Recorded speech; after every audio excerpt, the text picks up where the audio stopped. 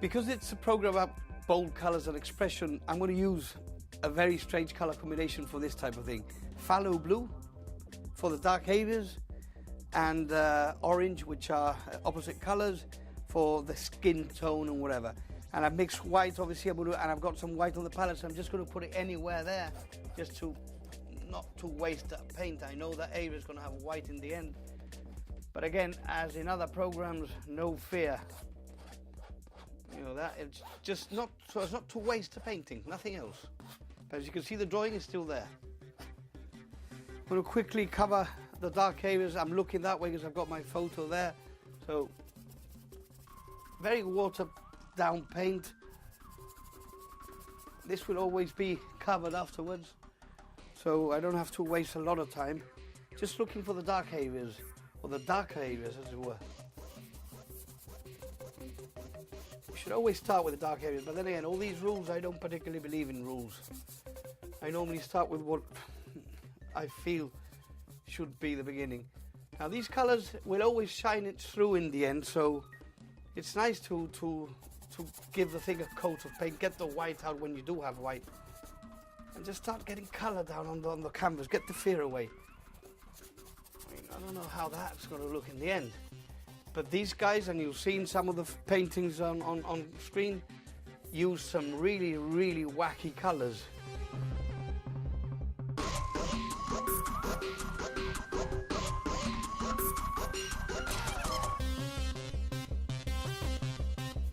It's going to have quite a tone of blue, quite an amount of blue as it were. See, this area, that torso, fits into the other part of the body. Let's get the shadows in. That area is quite dark.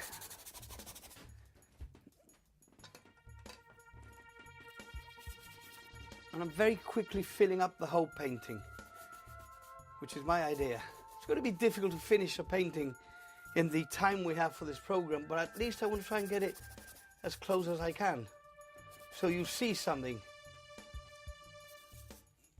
I mean, normally I don't finish a painting in half an hour.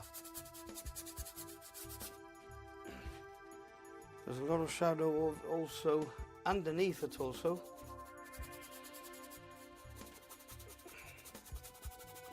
Which that would make the torso stand out when I put the opposite colour. So I'm going to be more generous with the blue here.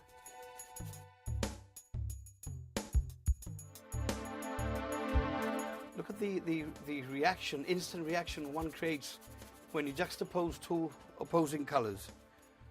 For instance, the blue and the white, and the orange, sorry. It instantly creates an effect, an expression.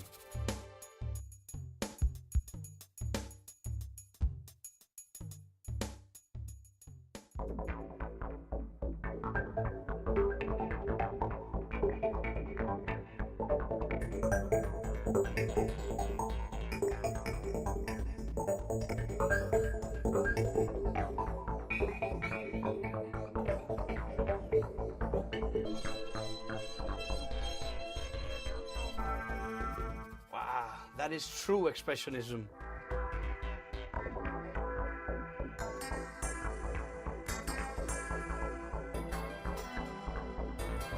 There'll be times when it looks as if I've lost it, and I probably have.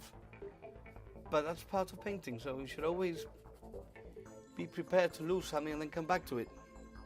Or bring it back to working. See now, maybe a bit of blue for the dark area there. And that helps to even add more dynamism to painting. So already in the face you start to see quite a traumatic combination of colours and effects. And let's carry on, see what happens. Even mixing the colours, the oranges and the blues, why not? That also creates, what I'm trying to do is quickly cover the painting, so I don't waste time. And I always paint really fast. I don't know whether it's good or bad, but it's my nature. Maybe I should spend more time. But because for me, getting the feeling across is an important bit. I just go straight in it and just hope for the best.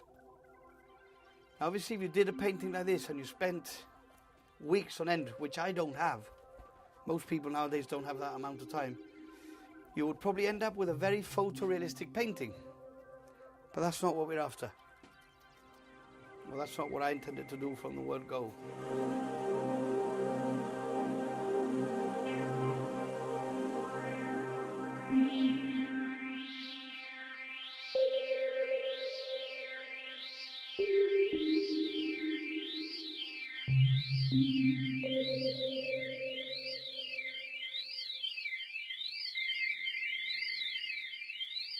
Okay, as you can see, I'm using a very limited palette.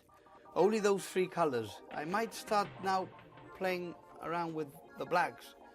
Again, the Expressionists use quite a bit of black, so I'll probably start using a bit of that.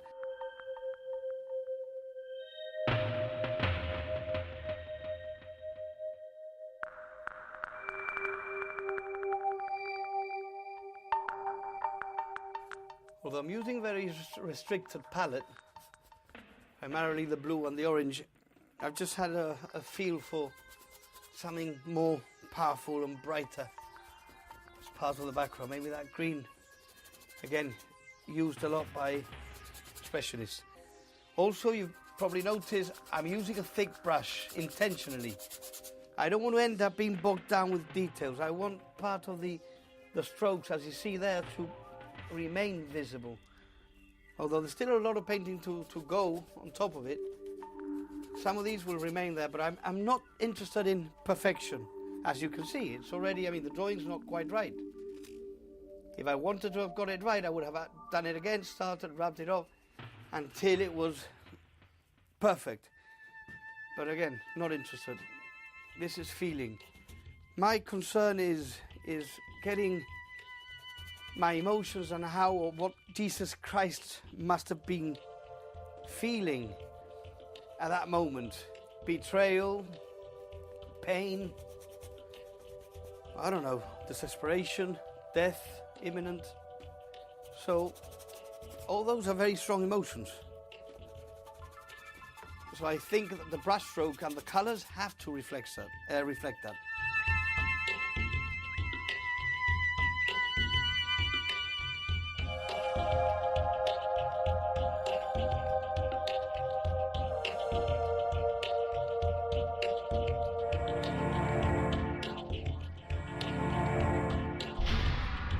I like the way the green and the orange works.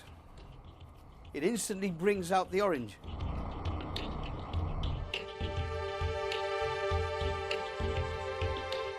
You see, this is what I like. Now I'm getting in there now. Let's get the strokes in there.